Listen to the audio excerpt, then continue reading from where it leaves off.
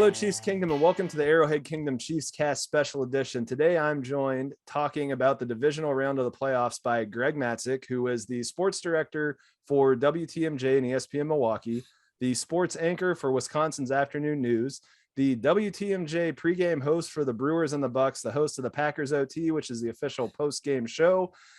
He is the former U.S. men's national team goalkeeper Tim Howard official lookalike, and also a Wisconsin born and bred local sports fan, and of course a Packers fan. So thank you very much for taking the time to talk with me. Yeah, man, absolutely. It's a great weekend. You know, after some of the dud games last week, I think we're for a pretty good weekend of football here. I think so as well. And I'll just start out by saying I'm expecting chalk to prevail this time. I think we're going to have 1-2 matchups this next time. I got my flights booked to Nashville. I'm expecting to be out there, and I expect you to be freezing your tail off, welcoming Tom Brady back for a revenge game, but we'll get into that a little bit more. So the first thing that I want to get into is I've looked at your recent little short writings that you put on the WTMJ site, and you had two that jumped out here recently. And one is the 49ers being a big threat, and then recapping the Packers 7 years ago in that game that we don't have to talk about any more than just referencing that it happened. I remember sitting in Pizza Rock in Las Vegas, my favorite restaurant out there to go to down in the old Ogden Street, the downtown experience, and just watching that game in horror, wanting the Packers to win. So we won't get into it any more than that. But so talk about the Niners as a threat, and more specifically, do you consider them as big or a bigger threat as to what could potentially come next weekend? Yeah, we've heard all the stories immediately after the Dallas game about how San Francisco was somehow just this terrible matchup for the Green Bay Packers. My feeling on it is this: it's the divisional round of the playoffs. Like, if you want to try and handpick your opponent, go ahead, but each team is here for a reason.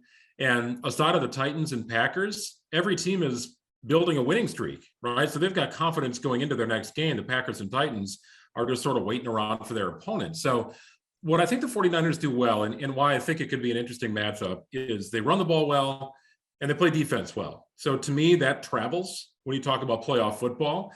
If this were an aerial attack with 5 wide, spread them out and let it rip, that's a little tougher to accomplish, when it's 4 degrees outside and you're not used to the temperatures. So yeah, maybe the Rams in Green Bay for this particular round of the playoffs would have been more ideal. It could still happen. The Rams could come to Green Bay for the championship game.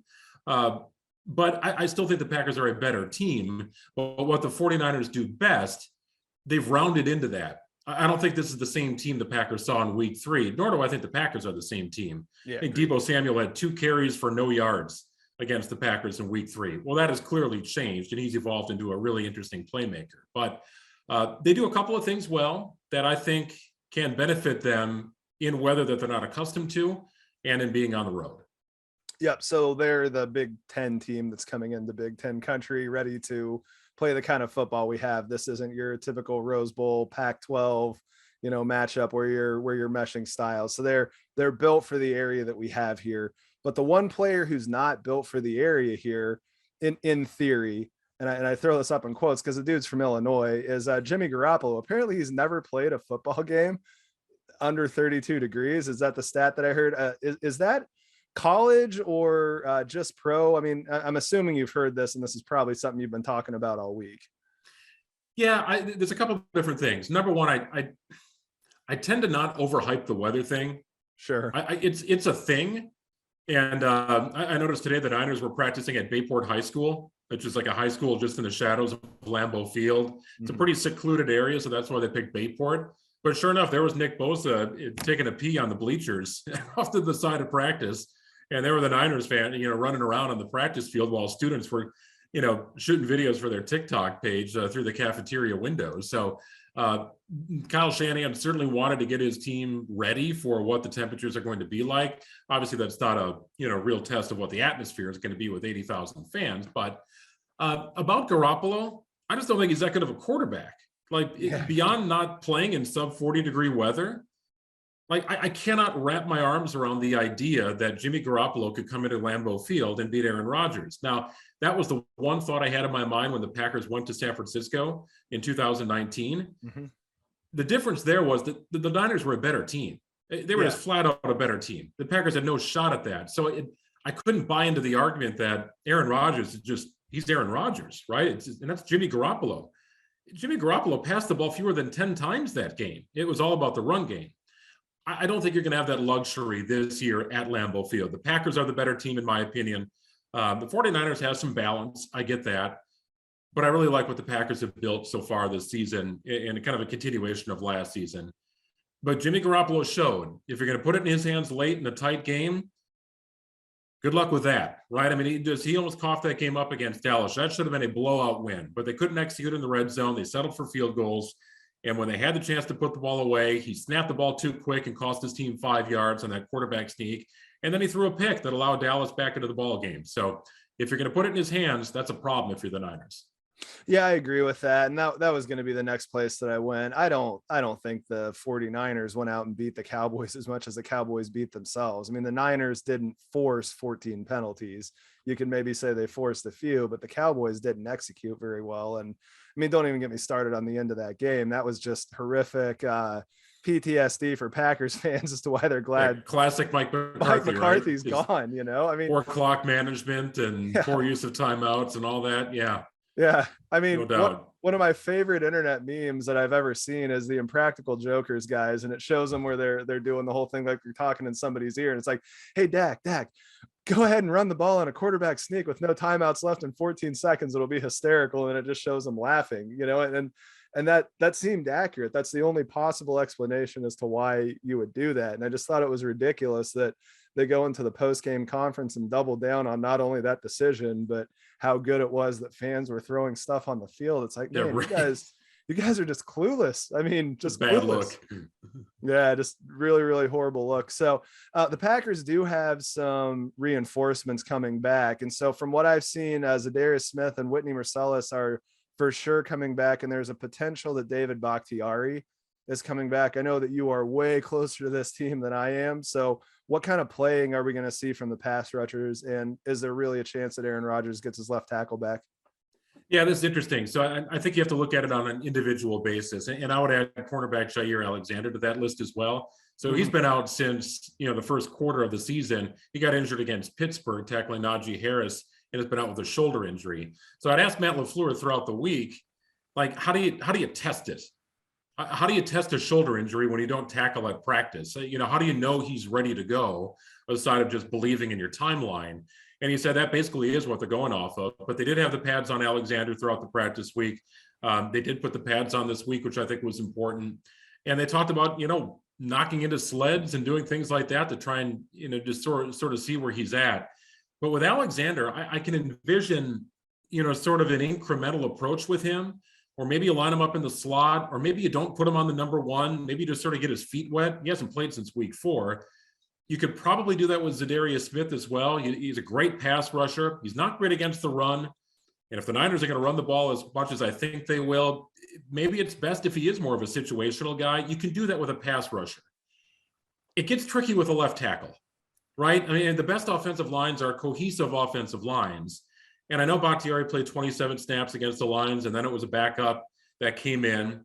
But that was a little more by design. That was with your playoff positioning secured.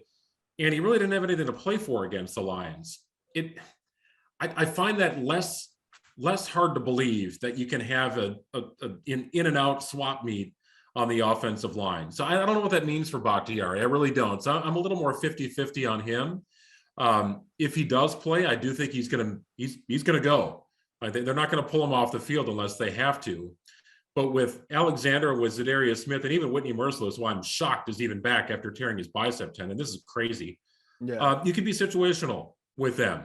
But if they're active, I think they're going to play. So I don't think that was a smoke screen to have Zadarius Smith and Whitney Mercilus activated. They're on the 53. We'll see if they're on the 46, but I'd be pretty surprised if they weren't.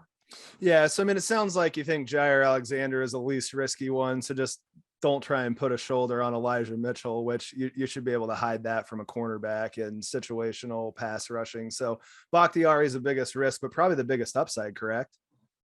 Yeah, I think so. Just given his pedigree and he's been on this stage before, I think I would have been a little nervous had he not played at all against the Detroit Lions. That's a pretty tough situation to step into. They start moving Nick Bosa around, and all of a sudden you're looking at an all-pro across the line from you. But this has been a pretty amazing season for the Packers offensive line. They had a starting group, and at one point in the season, none of that group was on the field. I mean, it was wild. They lost their right tackle. Bakhtiari didn't play at all. They lost their starting center. They had to slide a guy over. Then they lost Elton Jenkins, who was backfilling David Bakhtiari. So they got to the point where they were playing their third string left tackle, and it was still going well. Like, so the depth they built on this offensive line, I think, is pretty remarkable. But I also think there's a clear best five, and Bakhtiari is in that mix. And that'll ultimately be, I think, what the Packers need to determine. Is he in that mix tomorrow? Is he in that mix for the NFC Championship game? Is he there right now? I think if the answer is no, you don't play him. But if he is, you got to get him on the field and ride him as far as you can. Yep, got it.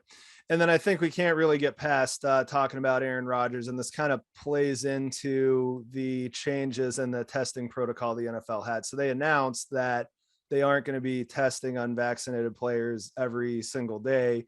And I believe the number that I saw is that there's roughly 12 players left that aren't vaccinated.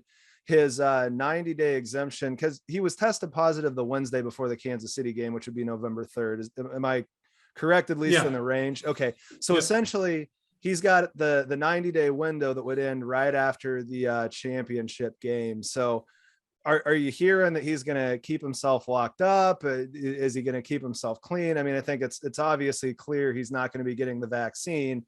And then there's that weird rumor that he could theoretically boycott the Super Bowl over testing protocol. I can't find a world where that would be even possible. So, I mean, what are you hearing being close to the team? What do you think the kind of risks are with this entire thing? Or is Rodgers going to just sit in a hotel room and play this season out? Yeah, I won't entertain the idea of a Super Bowl boycott. That's as foolish as the guy who breathed it into existence, as far as I'm concerned. But yeah, whatever, you got your clicks. Great job. It is interesting because it seems like the protocols are kind of a moving target, if you will. I'll tell you this much. If the Packers are in the Super Bowl, Aaron Rodgers is going to play, and the NFL is going to make sure he plays. I feel the same way. I really do. You know, and I think they are starting to adjust things just to account for what's at stake. And I'm not talking about the opportunity to move on. I'm talking about the NFL's wanting of the most incredible game and matchup possible. They do not want Jordan Love and Tom Brady in the NFC Championship game. They do not want, I don't even know, is Chad Henne still the backup in Kansas City? For goodness sakes. Yeah, right. They don't want Chad Henne and Jordan Love taking the field at any point in the Super Bowl, ever.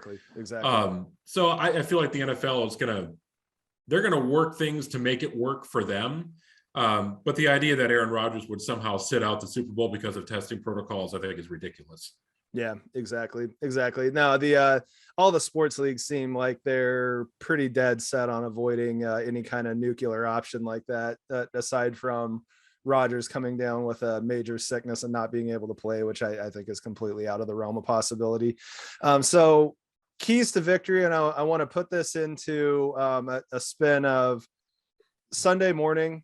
The paper comes out for the Milwaukee Journal-Sentinel. Packers win. What's the headline, and how does that tie into the keys to victory? Well, I hope it's not gotta love it, because that'll mean Jordan Love is on the field. That'd be horrible. That would really be interesting, though, if they somehow pulled off a victory. I don't think weather is going to be a factor. I brought it up before. I think when you're on the field, you're playing ball. I've never gotten to the post-game show and said Team A beat Team B because of the weather. I just don't believe in it. I just don't. I know it's a storyline. It's interesting. We talked about, Jimmy Garoppolo, and the guys are practicing at Bayport High School just to get acclimated to the weather. Man, I really feel like when you're on the field, it's ball. And unless it's a driving rainstorm or wind, it's going to hurt if somebody steps on your foot if it's 80 degrees or 8 degrees. So things you just have to kind of get over. But I think Packers, if you're talking about key to victory, it might be just getting off to a quicker start. If the 49ers want to run the ball, getting ahead and being able to have that open playbook that's a key to victory for them. But if the Packers can somehow stunt that by getting into the end zone first, building a double-digit lead somewhere in the first half, they've done that throughout this season. Third quarter is where they kind of struggled. The yards per carry against Green Bay, you look at it, it's about 4.3. That is not a great number. San Francisco is about the 3.7 range. But I think aside of the Bills, teams just don't run the ball against the Packers because they can't. They need to pass the ball to sort of get their way back into the game. Yep. That's been a big part of it. So trying to condense the playbook, I think, is the goal here for the Packers. And, make it so Jimmy Garoppolo has to pass a little bit, because I think he's challenged to do so regardless of the conditions. Yep. But getting off to a quick start, I think, is critical. Cool. All right. So headline for a victory. What am I going to be reading Sunday morning in the Journal-Sentinel? Let's see. Let's try and think of, who some of the players could be, who's got great alliteration with their name. I'll say this: Jonesing for a Brady rematch. Let's do that. I was trying to think of something for LA, like Jonesing for La La Land. Aaron Jones keys the Packers' victory with 2 scores, one through the air and one on the ground.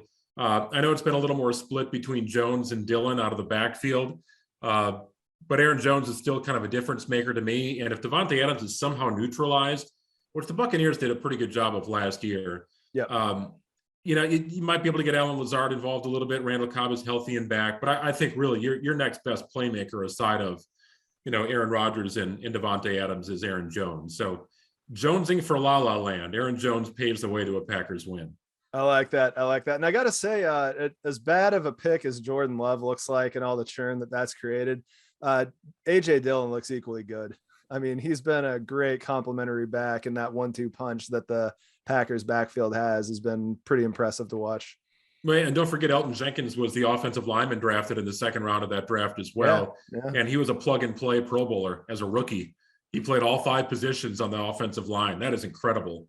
So overall, I think that draft has turned out pretty good. And the rookie Eric Stokes, a cornerback out of Georgia, when Jair Alexander got injured, he was pressed into starting duty, and all of a sudden he was guarding Jamar Chase and Justin Jefferson. And I mean, that was no easy task.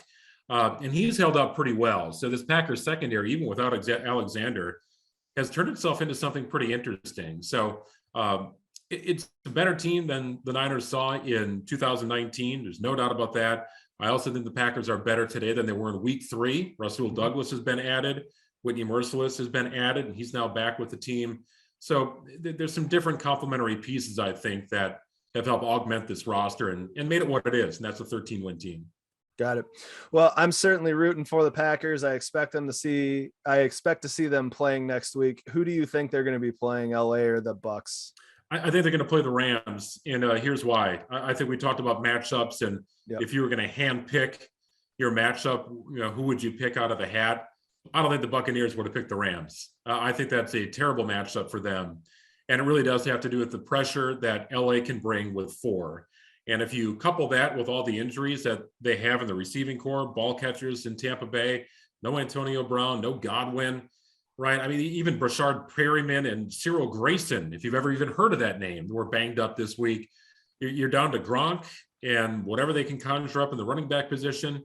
And then, of course, Mike Evans, who's a viable threat. So this is lining up for a Rams win, but Matthew Stafford can't be the Matthew Stafford he was the final 4 weeks of the season. You can't get the ball back to Tom Brady.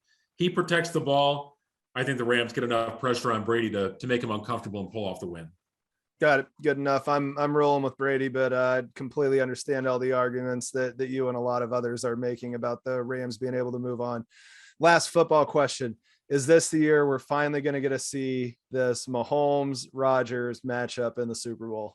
I was hoping to see it last year because it was, I don't know, would have been great. You're on the 100th year of whatever, and it's a rematch of, the Super Bowl from back in the day, and that would have been a great thing to see. I don't know if there is a bad opponent in terms of like sex appeal. Maybe the Titans, but they've got just a different way of getting it done. Sure. I think you got a Super Bowl matchup happening in Kansas City this weekend with the Bills coming to town.